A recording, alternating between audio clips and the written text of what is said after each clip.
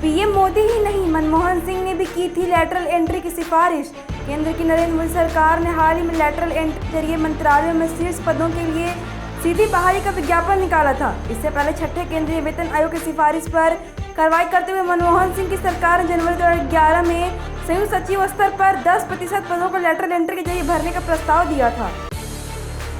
ब्रिजभूषण शरण सिंह पर आरोप लगाने वाली पहलवानों की सुरक्षा तुरंत बहाल करें।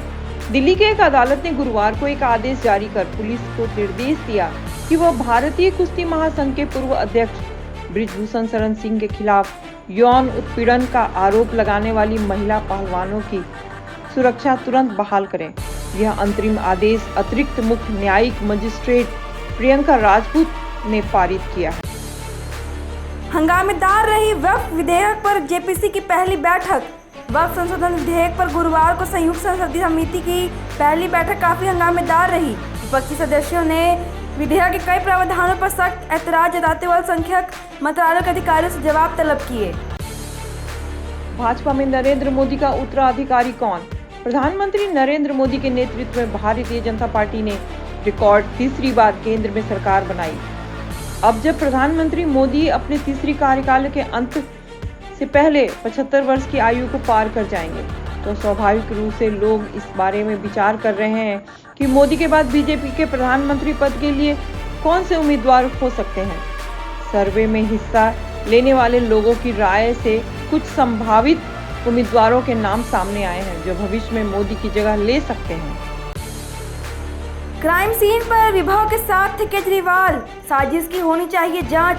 स्वाति मालीवाल पिटाई कांड में मुख्यमंत्री अरविंद केजरीवाल करीबी विभव कुमार की मुश्किलें कम होने नजर ही नहीं आ रही हैं। पुलिस ने यह भी दावा किया कि जांच के दौरान पता चला कि दिल्ली के सीएम क्राइम सीन पर मौजूद थे। अदालत में दाखिल हलफनामे में दिल्ली पुलिस ने कहा कि जिस तरह से आपके सभी नेता कार्यकर्ता अपनी ही एक सांसद के खिलाफ हो गए, ऐसे में हमले को लेकर बड़ी साजिश की भी जांच की जानी चाहिए। बिना सोचे समझे शुरू की परियोजना, एलजी के आरोप का मंत्री ने दिया जवाब। उपराज्यपाल और दिल्ली सरकार के बीच गुरुवार को नया विवाद शुरू हो गया है। एलजी बीके सक्सेना ने गुरुवार को 24 अस्पताल परियोजनाओं में देरी पर कड़ी आपत्ति जताई। उन्होंने कहा कि ऐसा प्रतीत होता है कि इस परियोजनाओं को शुरू करने का उद्देश्य लोक निर्माण विभाग द्वारा इन्हें ठेकेदारों को सौंपना था। उधर दिल्ली सरकार के मंत्री सौरभ भारद्वाज ने पलटवार करते हुए कहा कि एलजी यह दावा कैसे कर सकते हैं कि उन्हें इन निर्माणाधीन अस्पतालों के बारे में जानकारी नहीं थी। उत्तराखंड में परिवार पहचान योजना शुरू। गैरसैंण विधानसभा के मानसून सत्र के दूसरे दिन गुरुवार को वित्त मंत्री प्रेमचंद अग्रवाल ने 5013 करोड़ का अनुरूप बजट सदन में पेश किया। सरकार ने अनुरूप बजट में उत्तराखंड में परिवार पहचान योजना और मुख्यमंत्री उड़ान खटोला योजना भी शुरू करने का निर्णय लिया है। राम के बाद अब श्याम भी गए, आरजेडी और लालू को कितना नुकसान। राजद सुप्रीमो लालू प्रसाद यादव करीब रहे कद्दावर नेता श्याम रजक ने राष्ट्रीय जनता दल से इस्तीफा दे दिया है। पिछले 5-6 माह में राजद छोड़ने वालों में श्याम रजक 9वें नेता हैं। श्याम रजक ने लालू को संबोधित अपने पत्र में कविता के अंदाज पर 4 पंक्तियां ही लिखी, लेकिन उसके गहरे निहितार्थ हैं। सीधे सीधे राजद में अपने साथ धोखा होने का उन्होंने आरोप लगाया। मुख्यमंत्री उद्यमी योजना के 9,247 लाभार्थियों की खुलेगी लॉटरी। मुख्यमंत्री उद्यमी योजना के 9,247 लाभार्थियों का चयन शुक्रवार को होगा। उद्योग विभाग के सभाकर के कंप्यूटर लॉटरी के जरिए लाभुकों का चयन होगा। काम पर लौटे डॉक्टर, एम्स, पीएमसीएच समेत सभी अस्पतालों में ओपीडी सेवा बहाल। कोलकाता में महिला डॉक्टर से दरिंदगी के विरोध में हड़ताल कर रहे पीएमसीएच, एनएमसीएच और एम्स के जूनियर डॉक्टर सुप्रीम कोर्ट की अपील के बाद गुरुवार को काम पर लौटे हैं। हड़ताल टूटने से अस्पतालों में ओपीडी सेवा सामान्य हो गई।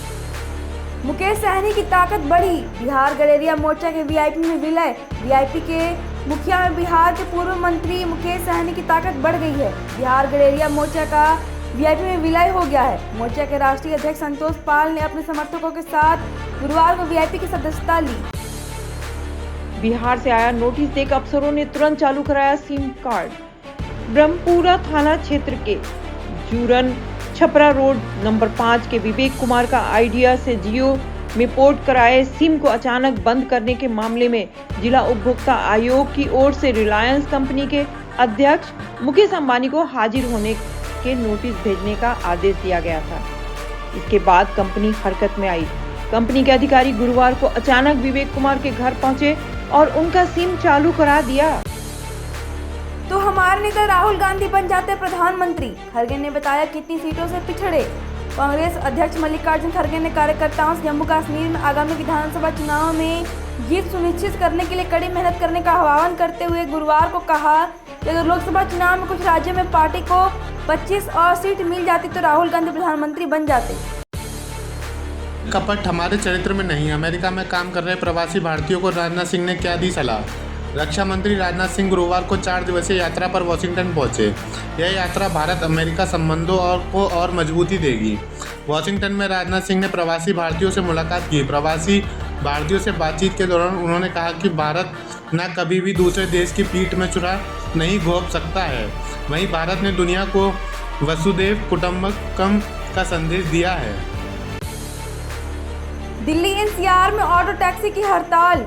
राष्ट्रीय राजधानी में टैक्सी, ऑटो व टोपी चालकों की हड़ताल जारी रहेगी। ऐसे में दिल्ली की सड़कों पर उतरते समय इसका ध्यान जरूर रखें, अन्यथा परेशानी हो सकती है।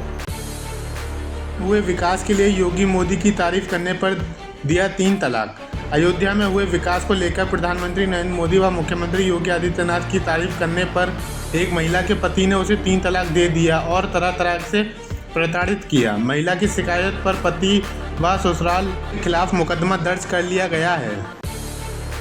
सीएम योगी ने लिया उपचुनाव की तैयारियों का जायजा। विधानसभा की सदर सीट पर होने वाले उपचुनाव की तैयारियों का जायजा लेने शुक्रवार को मुख्यमंत्री योगी आदित्यनाथ गाजियाबाद पहुंचे।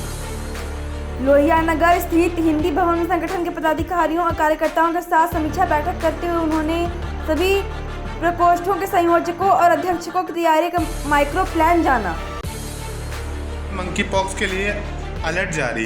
प्रदेश सरकार ने हिमाचल में मंकी पॉक्स को लेकर अलर्ट जारी किया है। देश में इसके मामले बढ़ रहे हैं। सरकार ने एहतियात के तौर पर मेडिकल कॉलेज और जिला अस्पताल में इंतजाम करने के निर्देश दिए हैं। बुधवार को इसी बीमारी को लेकर स्वास्थ्य अधिकारियों की बैठक हुई। इसकी अध्यक्षता स्वास्थ्य सचिव एम सुधा ने की। दिल्ली के बुजुर्गों के लिए खुशखबरी, रुकी हुई पेंशन को शुरू करवा दिया। पिछले 5 महीने से दिल्ली के बुजुर्गों को वृद्धावस्था पेंशन का इंतजार था, लेकिन अब उनका इंतजार खत्म हो गया है। राजधानी के 1 लाख बुजुर्गों की वृद्धावस्था पेंशन जाना शुरू हो गई है। दिल्ली सरकार में मंत्री अतीसी ने कहा कि बुजुर्गों के खाते में पेंशन भेजी जा रही है।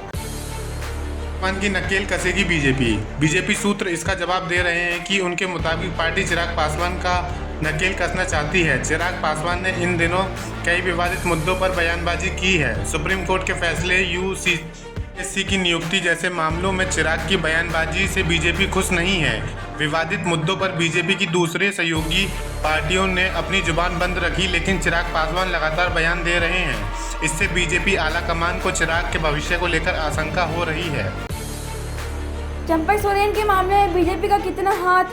सीएम रहते हुए चंपई सोरेन के विधायक दल की बैठक का पता नहीं होना, कार्यक्रम करने और कुछ भी बांटने से मना कर दिया जाना, ऐसा व्यवहार है जो दर्द पहुंचाता है। उन्होंने इसी तरह का व्यवहार सीता सोरेन के साथ भी किया था। चंपई सोरेन ने सारा दर्द व्यक्त कर दिया है। बीजेपी का इससे कोई लेना देना नहीं है। रघुवर शासन का लेटरल एंट्री संकल्प रद्द कर सकती है हेमंत सरकार। झारखंड सरकार रघुवर दास के शासनकाल में जारी किए लेटरल एंट्री के संकल्प को निरस्त कर सकती है। कांग्रेस विधायक दल के उपनेता ने मुख्यमंत्री हेमंत सोरेन से इसे निरस्त करने की मांग की है। उन्होंने इस संबंध में एक ज्ञापन भी दिया है। उनका कहना है कि इससे संविधान में दिए गए आरक्षण के प्राविधानों को घोर उल्लंघन होता है। सोरेन ने बता दिया अपना पूरा प्लान। चंपई सोरेन ने अपना फ्यूचर प्लान बता दिया है। पूर्व सीएम ने कहा कि वह 7 दिनों में सब कुछ क्लियर कर देंगे। कहा कि वह विधानसभा चुनाव से पहले ही संगठन बनाएंगे। इसी के साथ वह नए दोस्त बनाने के लिए भी तैयार हैं। पहले चंपई ने कहा था कि वह जेएमएम को अलविदा कह चुके हैं और अब वापस नहीं लौटेंगे। यही सरकार से लेनी होगी अनुमति। असम सरकार ने गुरुवार को मुसलमानों के विवाह और तलाक को पंजीकृत करने के कानून को निरस्त करने के लिए एक विधेयक पेश किया।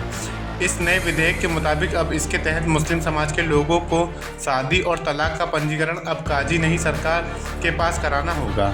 यही नहीं, बाल विवाह के पंजीकरण को अवैध माना जाएगा। स्पेस डे को प्रज्ञान रोवर और विक्रम लैंडर ने बना दिया स्पेशल।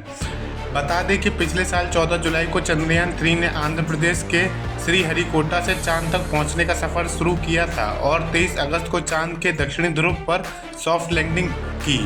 इसरो ने इसी सफलता को रेखांकित करते हुए लिखा, चंद्रयान 3 की लैंडिंग 3 पर विक्रम लैंडर और प्रज्ञान रोवर द्वारा ली गई कुछ तस्वीरें साझा की।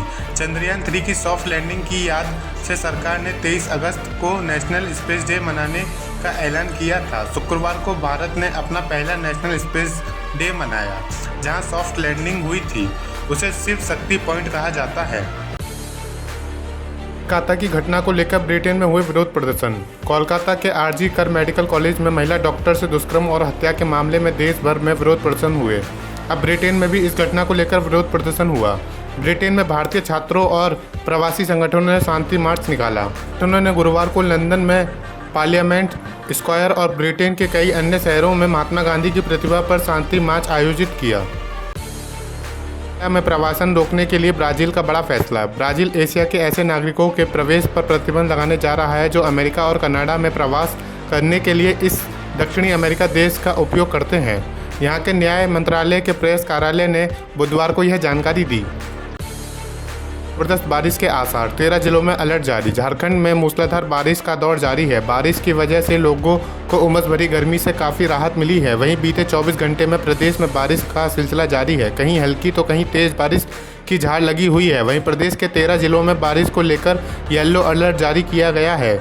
इन जिलों में चतरा, हाजिरबाग, गढ़वा, पलमा, कोडरमा, दुमका, साहिबगंज, गोंडा, पाकुड़, देवघर और हाट शामिल हैं। राव को एनिमल के कुछ सीन से है दिक्कत। राजकुमार राव की फिल्म स्त्री 2 की सक्सेस एंजॉय कर रहे हैं। इस बीच एक पॉडकास्ट के दौरान उनसे सवाल किया गया कि फिल्मों में नेगेटिव किरदारों को किया जा रहा है। उनसे पूछा गया कि शाहरुख खान की देवदास से लोग रिलेट करते हैं।